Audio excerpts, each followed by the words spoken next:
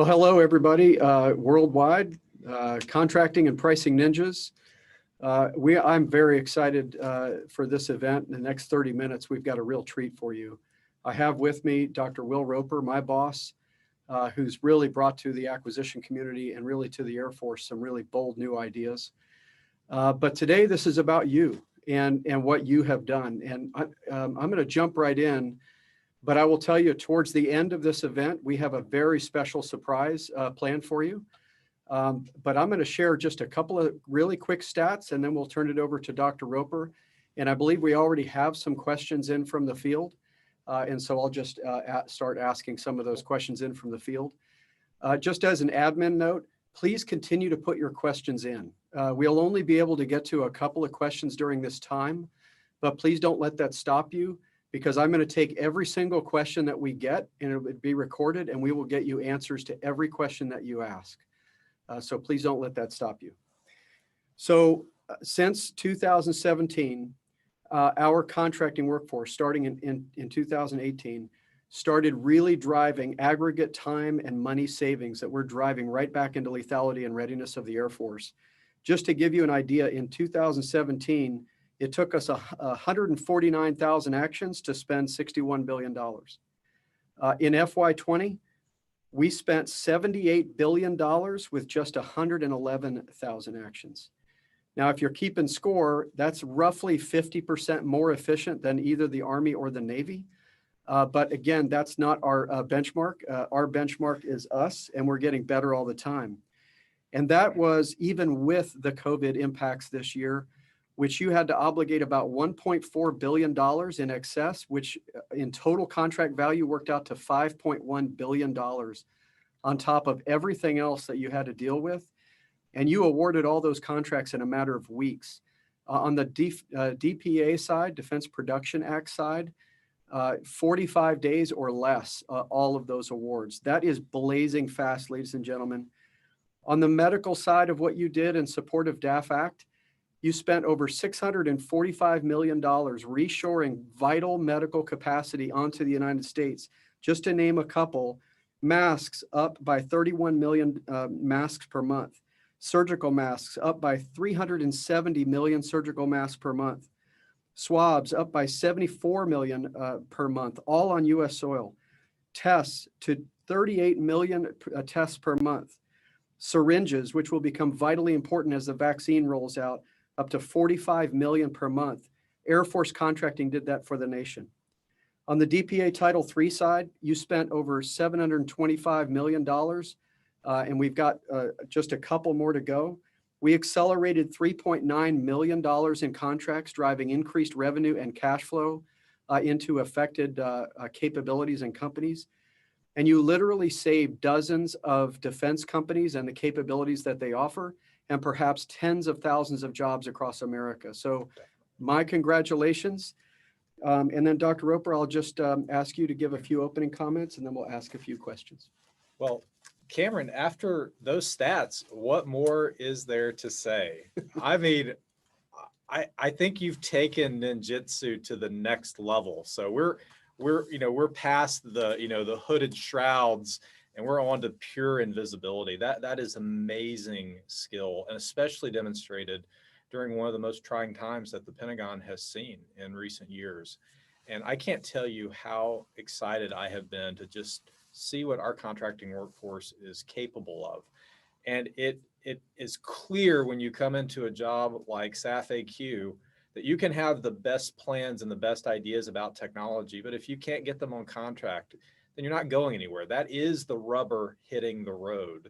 And I have been so delighted to see our contracting workforce truly fighting for every ounce of purchasing power that we can have, for every creative idea that allows the government to be a more empowered purchaser, a more empowered designer.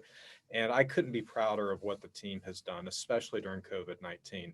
And Cameron, you were the perfect head of contracting for me. I have tried to have you make me nervous during my time on the job. You haven't gotten close yet, but you have generated amazing results. And I am sure after my days in this job are done, I'm going to look back and think one of the greatest blessings the universe gave me was you as our head of Thank you, sir. contracting for most of my tenure. And for all of you watching, couldn't be prouder of what you're doing, but we've got a lot more to do.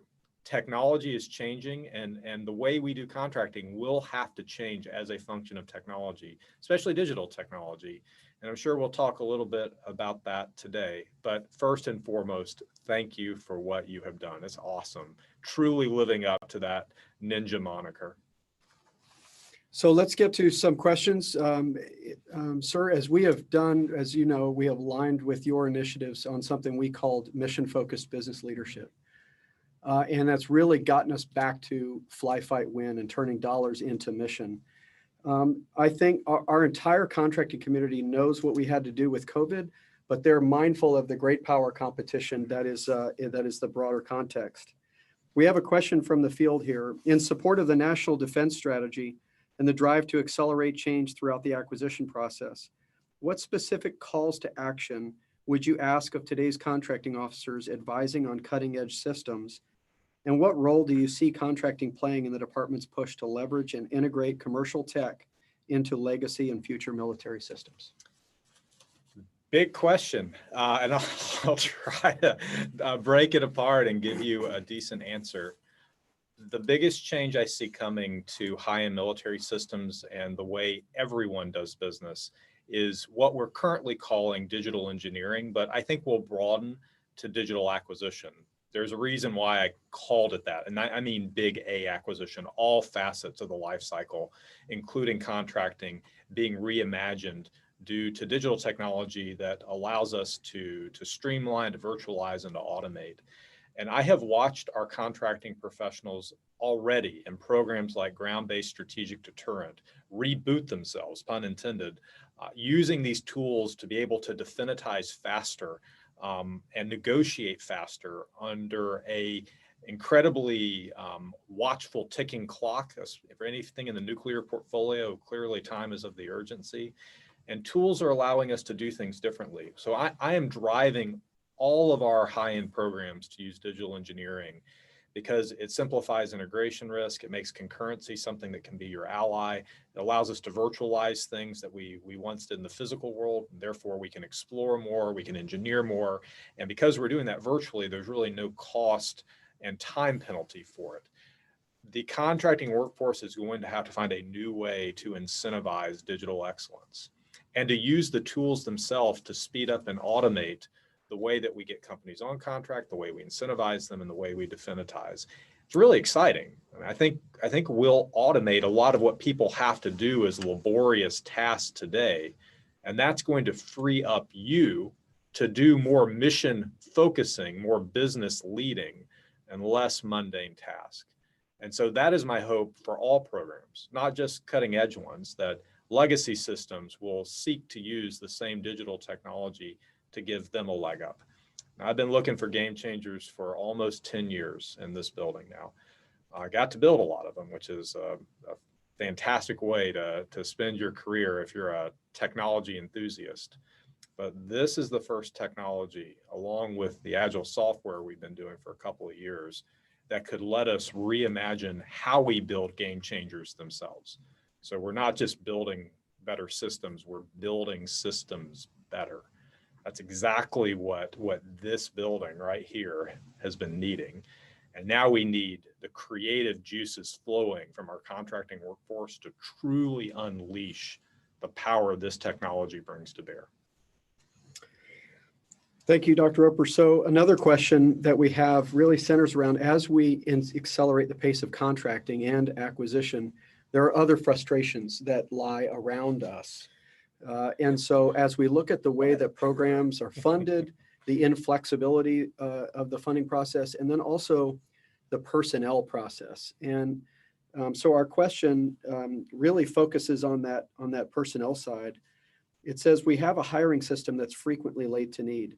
In many cases, we lose tremendous candidates because another agency can execute a hiring action much faster than the Air Force, in some cases by months.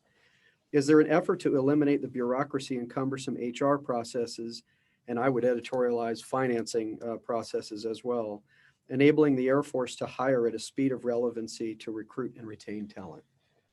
There is, but not enough. And that's an area I would love to have 100% of my time devoted, is to have to worry about personnel. But the way we divide things in the Air Force, that's an authority that really is run outside of AQ. But I can tell you what I think we can do within the big A acquisition team is we can bring in technologies that force the change. So we've seen that already on security clearances, going away from having people knock on a bunch of doors, make a bunch of phone calls. There's a lot that you can automate and do even better than the way our parents and grandparents got their clearances adjudicated. I think the same thing can be done by hiring. Commercial industry has already modernized the way they bring in talent, the way they recruit, the way they identify talent, the way they interview, and we are still using a very Cold War era approach to getting talent in. And with Cold War goes slow. It is slow, it is laborious. It works to some degree because look at the amazing military it's able to build, but it's not keeping up with the pace of technology today. So I think it's something that we can begin championing with local hiring, where we're using direct site authority that's more under our purview, use the lessons learned from it to try to get big Air Force and big Space Force to want to make them enterprise-wide tools. But I can tell you this, with all the good ideas about technology, none of them matter if we don't have the talent in the workforce. You've heard that from me from day one, is there's no process that's going to fix acquisition. And I have stayed away from trying to look at organizational structures, process structures. None of that makes any difference. In fact, I think a really great organization with a great culture can take the worst process and probably make it work. Culture is really a function of the people you have and the empowerment you give them. We've got great people now, but we're going to have to compete for talent because it's the long game that we're playing against China. And though we've got great people in the Air Force now making war-winning and world-leading systems, we can't rest on our laurels or hope that that's going to be the case 10, 20 years from now. So I completely resonate with that. Keep asking leaders, especially those in charge of talent management, to not just make this a human capital question, make this a talent management question. How are we competing for talent?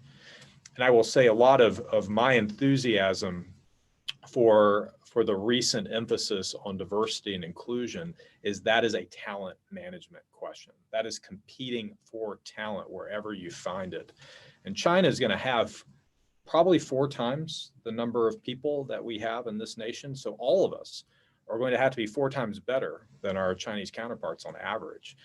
Any blind spot that we have in competing for talent makes those odds even worse. So just from a competitive stance, we have to treat talent differently. And that means better technology, faster processes, and greater focus on diversity and inclusion. All of those are needed long-term if we're going to stay ahead of an adversary that can beat us at scale. So, sir, speaking about the adversary threat, our contracting community has really been much more attuned to the threat of China and Russia in that long game, and the example that you've given a lot with speed chess. And I think the next question really gets to, now that we've dealt with a lot of commercial and dual use tech innovators in America and small business. By the way, I think almost 35 billion of that total went to small business this year out of the Air Force. And that's just incredible. We do see some of our traditional partners, though, in the defense industrial base, maybe lagging a little bit behind us in terms of innovation and thinking about contracting in new ways and using new tools. What kinds of things would you urge us to communicate to our partners in the defense industrial base about the threat, given the fact that they're doing so well financially without focusing too much on that? It's a good question. And let's remind ourselves, it has been our business cases that have made the defense industrial base what it is today. We lead the dance because ultimately it's our money, it's taxpayer money, but we have to put that on contract to build systems the nation needs, and industry responds to that. And as we have become a more cumbersome bureaucracy, so have they. They have mirrored us level for level, position for position. And so as we undo what has happened to us over the past 30 years, it's going to take them time to do the same. And I expect they will need us to lead the dance in order to be able to follow effectively. Now, that being said, there've got to be some things we can do tactically to get the process started and to move it faster if we can. I believe there are. The first thing is, if you, as you're watching this, since Cameron wasn't able to make me nervous, please make me nervous.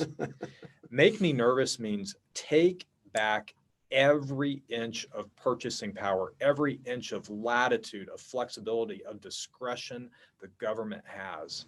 We're competing against an adversary that is likely going to double our GDP in addition to quadrupling our population. We need our money to go very far and to be very flexible. So every step you can take to be more creative, more flexible is not just a win for your program, it's a win for the nation. Put those ideas on the table as a way to inspire your counterparts within industry to follow your lead. And secondly, back to the digital theme, I think there's a lot we can do to motivate industry to do contracting differently because it's making their lives easier. And I've talked with multiple companies and many of you about automating things that we currently have to do with a lot of overhead that are not the fun part of doing the business that is building war-winning systems, like checking Seadrills and things of that nature. There's no reason we can't automate that in a digital environment. And that frees up more time and bandwidth to think creatively about how we compete. So it's a combination of creative juices up here and bringing in new technology that create more time for those creative juices. Well, thank you, sir. In fact, the next question is a little bit related to that. The question talks about COVID-19 was an unknown for us in the contracting community. And it forced us to take a lot of the innovations in contracting tools like pitch days and sprints and commercial solutions opening that we have been driving for great power competition and applying those into this unknown environment. As we look forward in time, what kinds of future innovations do you see that contracting can really contribute to the overall acquisition team as we face a very sophisticated threat? I'll tell you, geez, going back, what a fortunate thing that we've been focusing on delegating and bringing in new ideas, because you have to have them to compete against an adversary like China, but they are exactly what you need to stay ahead of an unforeseen submicron size adversary like COVID-19. So what a great thing that we had gotten used to virtualizing things, to having teams work together from different parts of our community. Things like pitch days that speed up the process, a lot of more commercial focus and AFWorks and AFVentures, which ultimately became the front door for the entire department and much of the interagency. So bottom line, you're ahead of your time, and thank God you were, because you saved companies we wouldn't have otherwise saved.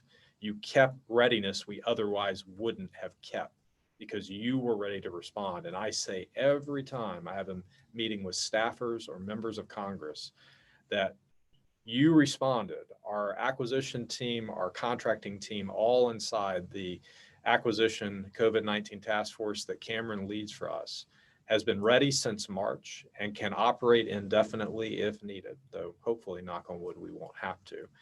The thing we can keep doing is keep pushing the envelope for how virtualized we can go.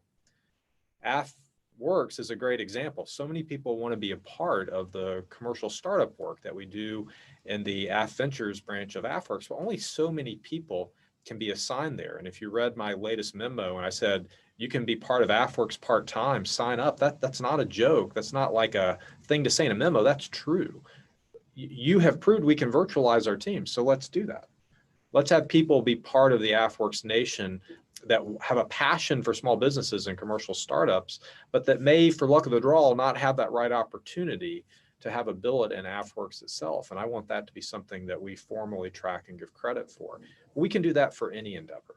So I think we're on a track that it's lucky we were ready for it with COVID-19, but it could be a big part of the formula for competing long-term. Why do we organize as a function of buildings that are a function of space, right? Where they're located? It doesn't make sense in a digital enterprise that's digitally connected. So let's riff on this and figure out how next year we go even further with this technology. Well, Dr. Roper, I want to thank you very much for your leadership and for your support of your Air Force Contracting Ninjas as they get after that. Ladies and gentlemen, right now, I've got a huge surprise for you that is just going to be a once in a generation type of opportunity for us. I think it's not only the acquisition team that's noticed what a game changer contracting can be if you connect that to Fly, Fight, Win. It's also the operations side of the Air Force that's recognized how valuable a game changer that can be for our mission. And with absolute pleasure and humility, I have the honor to introduce to you our 22nd Chief of Staff of the United States Air Force, General Charles Q. Brown. Chief. Hey, thanks, Cameron, and it's a pleasure to be with you today and take Dr. Roper off the hot seat for a few minutes and really to join you to just tell you thank you, and to tell you as you're walking through and talking to our contracting and acquisition professionals how important you are to what we do and the heroes you are, and listening to some of the questions here, talking about the unknown and how we attacked COVID and staying at the task force as quickly as you did. You know, it's a key aspect of as you look at the you being mission-focused business leaders and how you're able to accelerate the things that you do on a day-to-day basis is important. And I think what I've watched happen, and particularly in the chair I sit in today, but the chair I was sitting in, 2.5 years ago when I went into PACAF and came out of a joint job, and watching how the Air Force was doing pitch stage and these other things to actually really change our thinking to accelerate things, I think is really important. You know, this past weekend, I started listening to No Rules Rules, Netflix and the Culture of Reinvention. And it's actually pretty cool when you think about it. And I looked at your, the Air Force contracting flight plan. It talks about tools, not rules. When I listened to the book here, it's really interesting how Netflix actually tries to figure out how not to have rules so you can do things and go faster. And that's the approach when I talk about accelerate, change, or lose. I want to cut down this is why the action order B and the bureaucracy, cut down the number of rules so you can use the tools that you have and really give you the tools so you can actually help accelerate the things that we need to do as an Air Force. You know, when we do these things, when I often talk about, folks will say, this is hard. And I go, you know what, we're a DOD, we do hard. If we can't, nobody else can. And for our United States Air Force, the things that you do as contracting professionals to actually empower commanders in the field to make things happen is important, because there's always some place, some policy or something else. And this is where I want to give you the tools and take out the rules and crush the rules that are sometimes written well before COVID. And we have an opportunity to really take a look at how we accelerate the things you do. And it's really the aspect of being able to stand up a task force, to stand it up, stand it back down, and reshape ourselves to actually be able to move things and move contracts here day to day. But also I think about from an expeditionary concept. And that's one of the things that, as I talked to our contracting lead there at PACAF is, why bring the kitchen sink if you can contract it for it at the location you're going to? We got to think differently about how we do things and using the power of contracting as we go forward and help us do things. Sometimes you're often young, unsung hero, but there's so many things we cannot do without you. There's a lot of good ideas we can come up with, but if we can't get that contract in place, then it doesn't matter.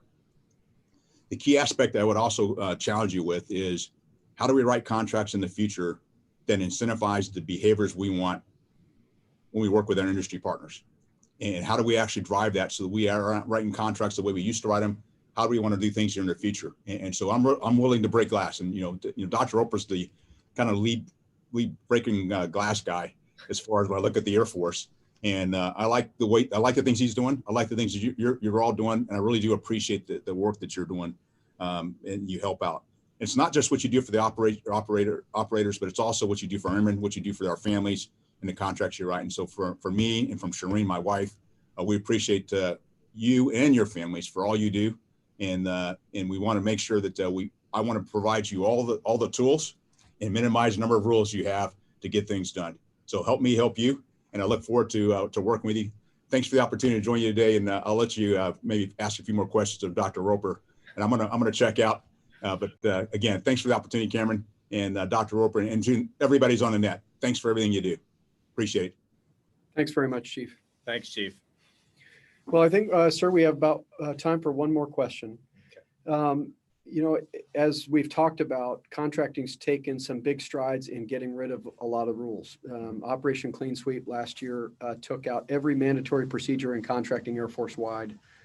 we're now moving towards what we call tactics, techniques, and procedures. So we can learn as an organization rapidly. When I first got to AQC, I was told by many people that I'm the risk averse guy. And I was like, okay, I'm the risk averse guy. I don't feel like the risk averse guy. But as we have made this big sea change in contracting, we've noticed that a lot of the other folks in the Air Force around us, it turns out that we did not corner the market on risk aversity. And so I'm wondering, and this is related to a question we got from the field, how do we inspire the rest of the Air Force team to come with us in this journey and push the envelope? It's a good question, because no one has the entire authority within the Air Force by design. It's split up between a lot of different people, and we have to go as a team. And the thing that ought to inspire us all to go together is the threat that we face and the mission that we have to perform in spite of that threat. And so I just want to say, what an awesome thing that, and a shout out to our contracting workforce. We have the Chief of Staff of the Air Force taking time from his day to come thank you. Definitely have seen a sea change with our operators as we have tried to make acquisition more like a tech company. And I think it is. I think acquisition is an obscure term. I think contracting officer can be obscure to people outside of this. You are business leaders. Everyone knows there's a financial manager, a chief operating officer that's making the money happen in a business. And if we articulate what we do more like a tech company, we're an awesome tech company. We can build stuff that can rival anything made by tech giants, and our stuff can blow stuff up. So, beat that, Apple or Google. I mean, they're amazing companies, but we get to make fireballs, and that's awesome too. But putting all of the joking aside, we have tried to make what we do more provocative and glass breaking.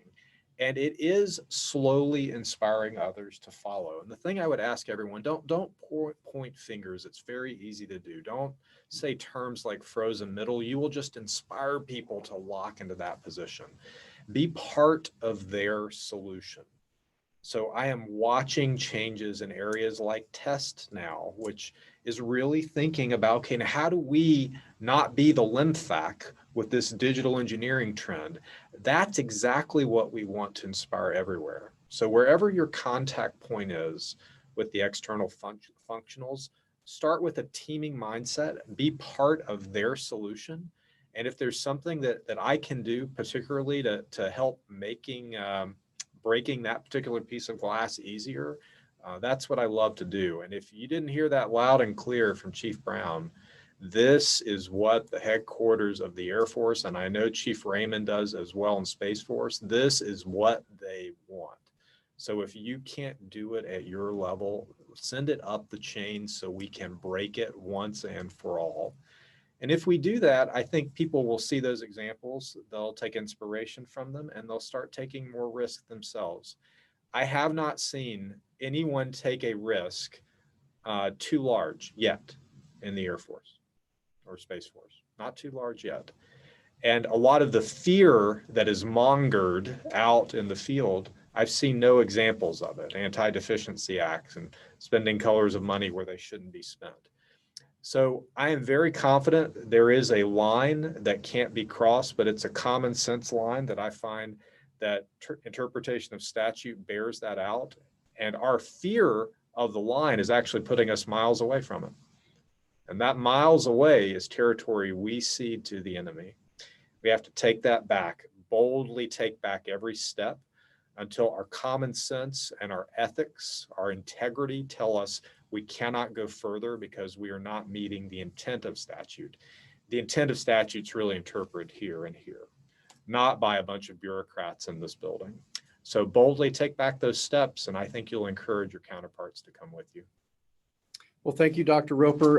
Again, it's been a great honor serving you. And then just to the people around the world, it's been my honor of my lifetime to lead Air Force contracting. I'm afraid I will never have a job as good as this one ever again. But thank you, what you all do for us every single day. And so, Dr. Roper, thank you again for taking the time. Thank you, Cameron. It's been a pleasure to serve with you and with all of you. Thank you.